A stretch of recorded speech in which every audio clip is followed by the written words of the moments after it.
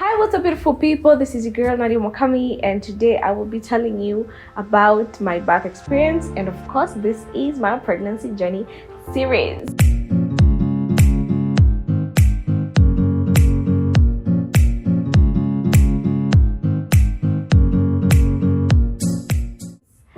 Wow. It's kind of, amazing, or should I use the word? It's amazing, of course. Let me just stick to amazing. So what happened was, number one, I didn't know that I was giving birth on the 24th of March 2022. As per my EOD, the due date, I was supposed to give birth the second week of April. Okay, but it's always plus 2 weeks minus 2 weeks. So, but me, I went with plus 2 weeks. No, I went to the exact date. So it was supposed to be around April. Then let me tell you, I made my plans. I've worked almost till like the end days, till the last days of my pregnancy. So what happened was, oh Lord, are you ready for this?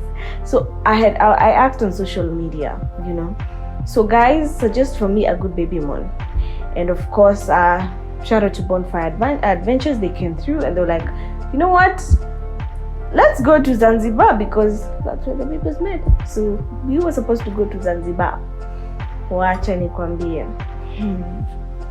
Tumejipanga na siku. We've chosen a date. We were baby tu alikuwa hataki, ni kama alikuwa tu hataki kuenda. Tumejipanga na siku, baby anataka kubadilisha mambo yake. So we're supposed to travel on the 22nd. On the 22nd of March.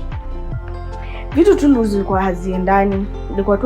Like vitu zilikuwa. So the first day, Dennis, the guy who was supposed to take care of the bookings, the hotel, akasema because of some things, let's move the date to 23rd. So akanipigia that jioni nikamwambia, I don't mind going on the 23rd. Akaniambia akaniuliza, so should I book a morning flight or an evening flight? Because of my pregnancy, that's baby. Because of my pregnancy, I cannot do a morning flight. Let us do an evening flight. Yeah, I know who goes for a baby moon at my weeks. I know. I was 38. I know 38 weeks. Wamama wanaweza chukua tafimbo. But so akaniambia wacha basi tubuke jioni. You see, like God alikuwa anapanganisha hizi vitu zote. Akaniambia okay, let's go. But I'll book the evening flight. Me, I'm ready. So that morning of 23rd, I prepare myself, I get out of the house. I had errands. I was supposed to meet with someone at the office for 7th. Then I was supposed to go to town to pick something from the bank. Here, so me, but a day, like 2 days before, nilikuwa nasikia vibaya. Like my back was really aching. My God, 2 days before, like my back was really aching. So I just thought it was okay. So 2 days before, my back was like really aching, and I had these contractions. So your asubuhi ya 23rd at around 3 a.m. or was it 4 a.m. kitu ilitoka kama mkojo kidogo. So nikama nimekojolea. So went to the toilet, and for a moment I thought, okay, maybe my water has broken, but I was like, nah, because ilikuwa kidogo. Because you told when you feel like maji imetoka kidogo, then you go to the toilet, you kojoa kama unakojoa na haishi, your water has has broken. So me, I went to the toilet, nikamaliza kukojoa. So I was like, maybe my water is good, but I was crampy. I didn't sleep well. That's the morning of 23rd. So fast forward, I was supposed to go to town, then meet someone kwa office. Me, I'm there. I'm going to town. I was with Robert. I work with Robert. So akanikujia akaniambia, wacha nikupeleke town, then we go to the office for the meeting. So tukienda, I'm feeling very very funny. So I remember ilikuwa hapo karibu, tulikuwa wapi? Hapo karibu, panaitwaje hii place? Ndo ukuje kuingia, kuna roundabout fulani ndo ukuje kuingia town. My mom called me. Then my husband, uko poa? Nikamwambia hata niko nataka kupigia, niko na cramps sana. Nikamwambia hata Nikamwambia lakini leo jioni my flight is at 7:25, nafaa kwenda Zanzibar. Mwanzo hii safari yako sioni ikifanyika. Akaniambia baadaye niliota kama umejishajifungua. That's what my mom told me. Niliota kama, akaniambia haumalizi hii wiki. Nikamwambia akaniambia humalizi hii wiki. So nikamwambia, but other than that nikamwambia my incidents. Maji niliamka juu maji ilikuwa imetoka kidogo and sijui. Akaniambia hebu kimbia na una cramp. Akaniambia huyu ni mtoto anakuja, usijaribu kuenda mahali. So nikakata, ananijua, akapigia Robert akamwambia huyu hata akikwambia nini usijaribu kupitia place yoyote ile, mwendeni straight hospitali. So tulikuwa ndo tumekaribia kufika bank, nikaingia, I took my card, then we drove to the hospital because now my pains, hizo contractions zilianza kukua nyingi. So we drove to the hospital. No, before we drove to the hospital, after nikamza kunga mangu, nikamwambia let me talk to my guys at RFH. Of course RFH has been there. So I called Lavender, who's been such an amazing woman, such an amazing caregiver. She's the most amazing nurse I've ever met.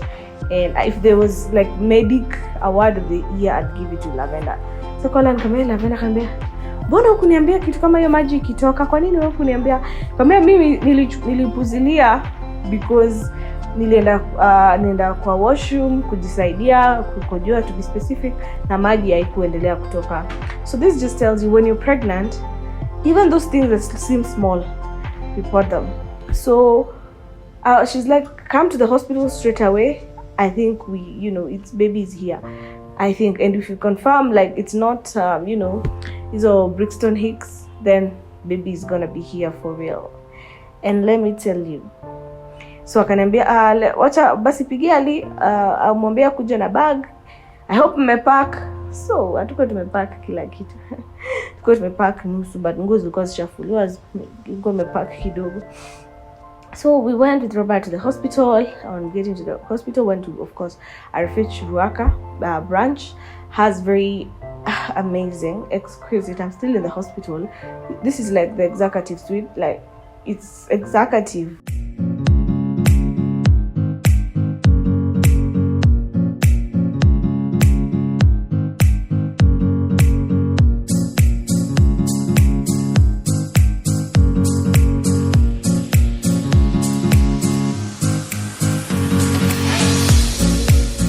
Of course, we had a very amazing team here at RFH. Shout out to Dr. Some, who's the gynecologist and the obstetrician. So he's the one who delivered me. And during that time, nikafanywa tests, and my baby's oxygen levels were a bit too low, and my sugar was high. So I had what they call gestational diabetes, which is very, very, very common. I'd say the doctor said 20%. I don't know. I can't remember the exact statistics, but there's 20 to something % of women get gestational diabetes during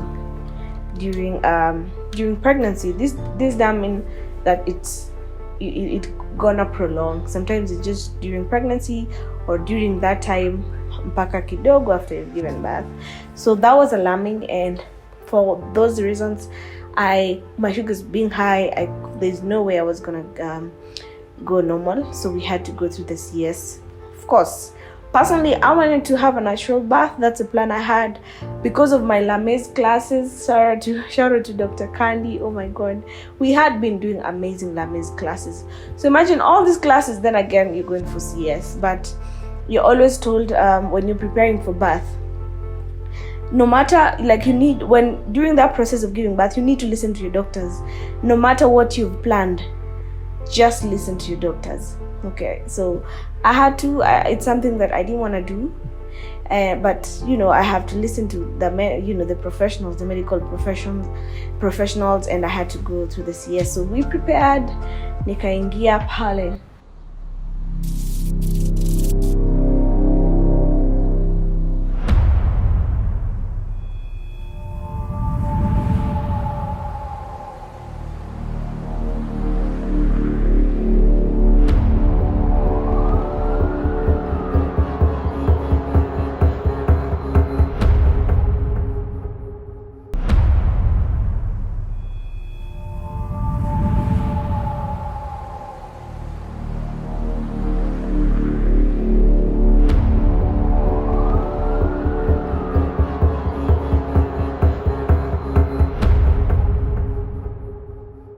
nikadungwa sindano ya kwanza, then nikadungwa sasa zile za spinal cord. Mayo, so the dressing, msha dressing one tumeingia theater, nikaingia theater of course na Ali baba mtoto. Kuingia hapo, ngoma ikaanza.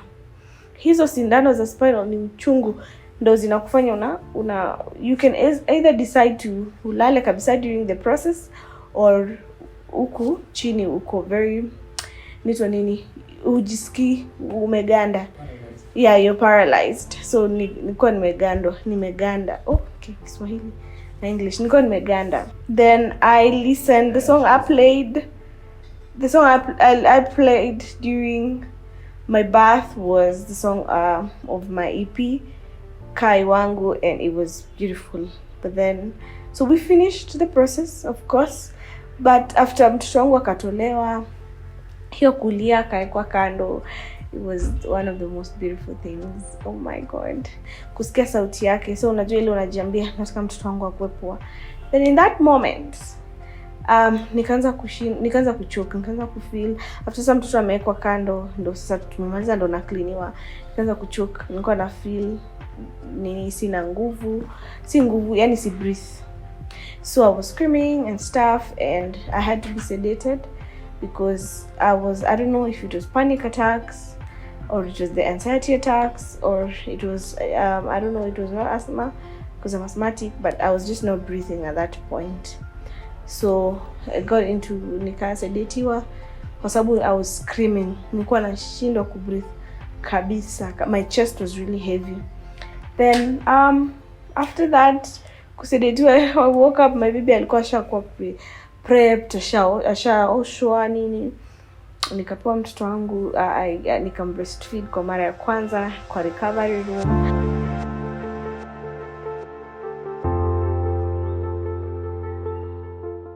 It was beautiful, but at the same time it was scary. I have to say. Now mama upitia vitu mingi. Yeah, so of course after mtoto wangu akaoshwa, nikapewa mtoto wangu, it was an amazing feeling. You breastfeed for the first time, then sasa from there ndo reality inaanza. And I just want to thank God kwa sababu kitu cha maana huwa ni, yani I don't want to be selfish. I know both the mother and the child are important, but mimi kwangu kitu cha maana, I just wanted to make sure that my baby was okay, my baby boy was okay.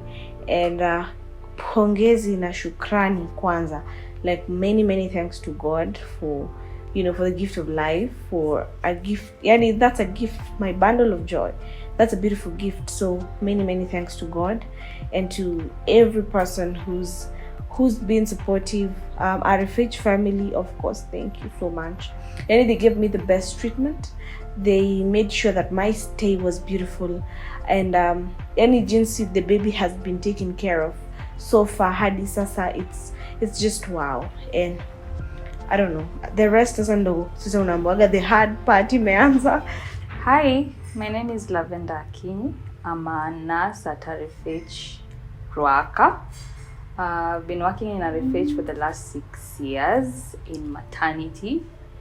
I'm also the healthcare manager for RFH Ruaka branch. I've been the caregiver of Nadia since 6 weeks till delivery, and as I believe I'll still be the caregiver till our baby grows. She called me with complaints of having a few back pains, where I advised her to come to hospital so that we can see how we are, because we had a scheduled antenatal clinic on Monday. So when she came in, we received her in the facility. We had to inform the team that she was coming. A scan was done, all monitoring was done. Then we did a vaginal examination that confirmed that she was in labor. So we had to prepare her psychologically and to also make her understand what would happen from labor till delivery. Our main anticipation was to have a normal delivery, but sometimes things do change. We plan, but plans sometimes change. We started our labor, which was okay, till at some point that were a little bit of complications. The baby's fetal heart was a bit high, and also her blood sugars were also high. So that changed our management from normal delivery to an emergency CS.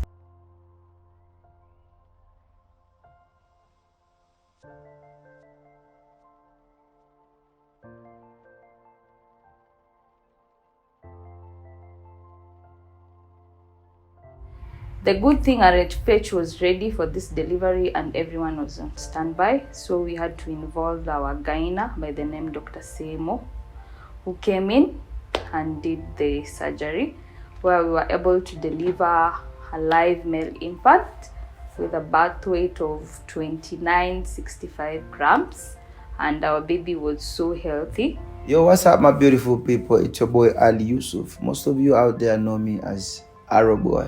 Yes, I'm the new dad in town. Man, so happy.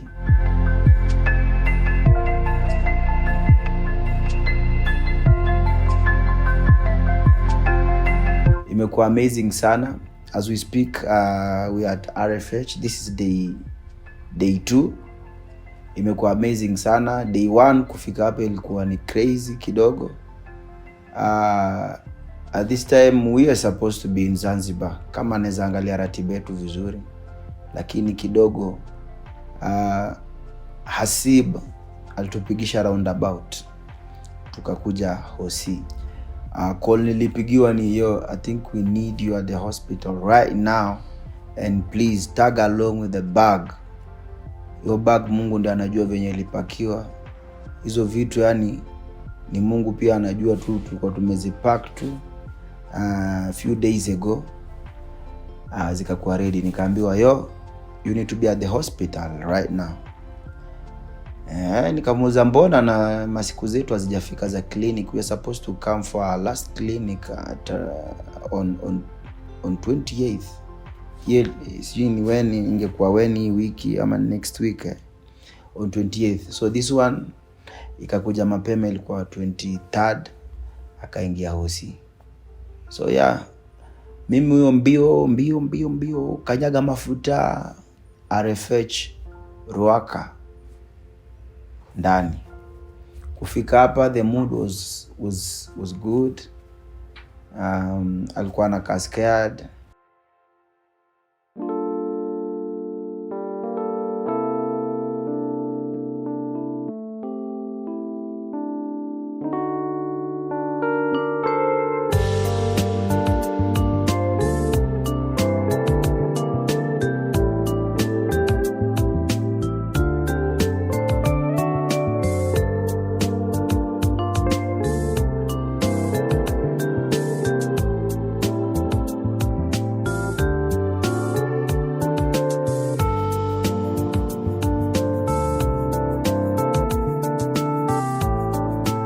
Time ilikuwa imefika na contractions zilikuwa zina kick in here and there. You know, of course I kicked in, of course nikaanza psych up tukingoja delivery. Of course after the third examination wakaona kabisa this one has to go to, you know, my baby has to go to theater. Normally after delivery our primary goal is to start breastfeeding immediately. As you know, after CS is done, our patient is usually immobile for a length of up to 6 hours before she's able to walk. So we had to start breastfeeding while Nadia was still in bed, where she was so supportive and so ready for her to start breastfeeding. Though the baby also had a little bit of complication, she was put on oxygen for a few hours, where later on we weaned the baby off the oxygen. Wakimweka kwa oxygen huku sasa, huyu pia alikuwa anapambana na maisha yake jamani.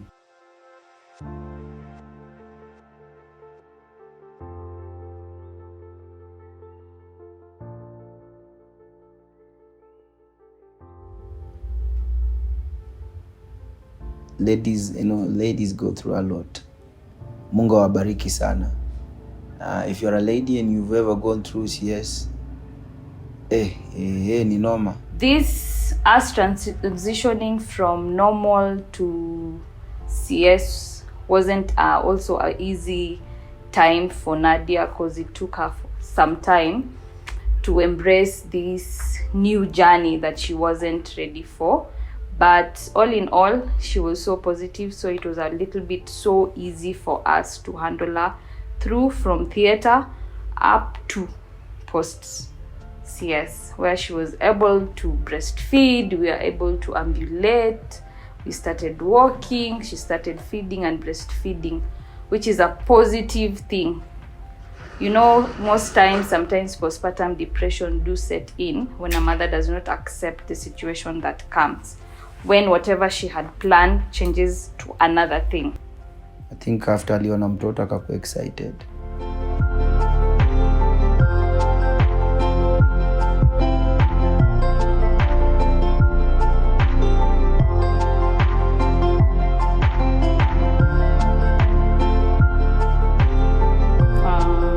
Our journey hasn't been bad by the fact that she's able to breastfeed right now, and she's also able to follow all the instructions that she's been given. She's so excited to be a new mom, and she's so positive with everything that is going on around her, and she's also alert with all the tiny things that is happening to the child. So us as a refuge, we wish her safe motherhood journey, and we are still here to take care of her all stages of the way.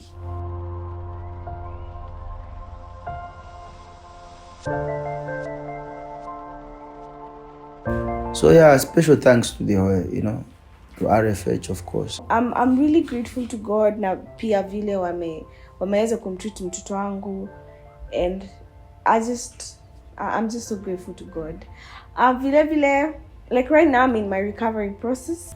RFH Healthcare is a private institution that currently has 8 satellites, the mother branch being in Ruai.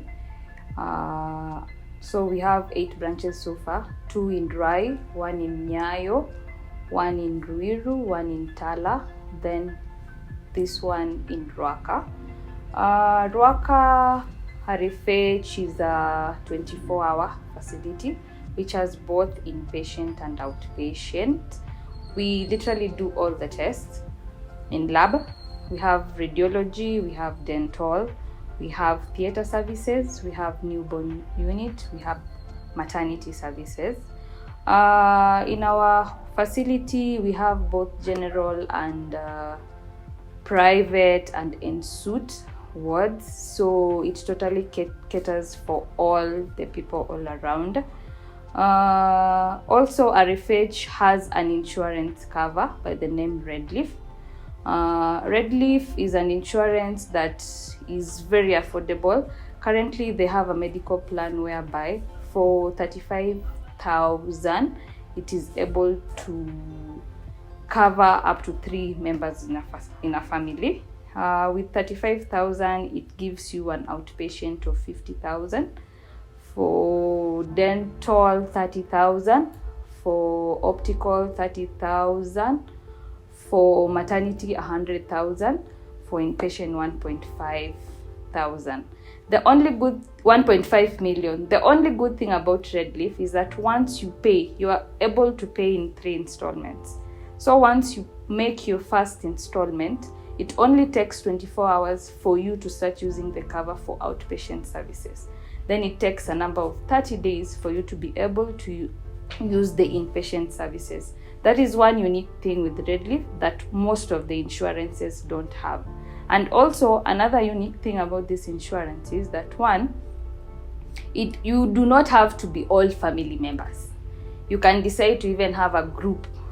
For example, if it's a chama, you pick 3 friends, then you decide to pay that 35,000. It can be able to onboard the 3 of you, and you can be able to be sorted. Insurance is very important because you would never know. Accidents happen and you're unable to even raise those funds to do those surgeries, because you'd get at most the procedures cost up to 150 or 200,000. No one has such amount of money instantly. So once you get an insurance that can cover you for such procedures, it is so convenient. Any mode of giving birth is okay, because sometimes you don't get to choose that journey.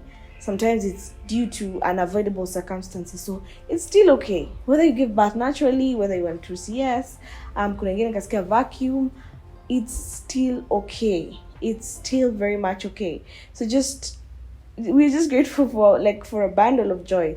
God has blessed you with a child. That's the most important thing, and they are healthy. So I was battling with my sugars, but right now my sugars are good. The gestational diabetes thing, but right now I'm good. I'm happy. I'm kicking, and my baby's okay. Kamelala. I started the lactation classes, co-trainiwa. I don't take RFH for granted, because mimi ile kufunzwa, si kufunzwa swa, but ile kuwekwa in that moment of, it's okay. This is how you handle the child, because I've never handled a child afu ni mtoto wako before. So you kufunzwa lactation, kufunzwa jinsi unafaa kulactate mtoto, unafaa kumbab. Hizo create ni kama yani regularly unam breastfeed kwa sababu anahitaji kula, things like that. And there are so many voices in your head telling you what to do. So please ignore them. Ignore those voices and be like, follow what your medical professional has said. Na yani unamfuata kwa sababu kila mtu, like what was done 10 years ago is not what is happening now. The world is changing, and the more ukisikiza watu wengi vitu vinakuchanganya.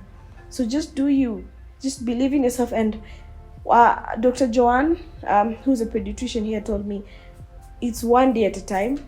Trust the process, whether you're doing it right or you're still in the learning process. Just trust the process. It's beautiful. And I want to say a big thank you to everyone who supported. And this is my journey, and right now I'm going to check on baby.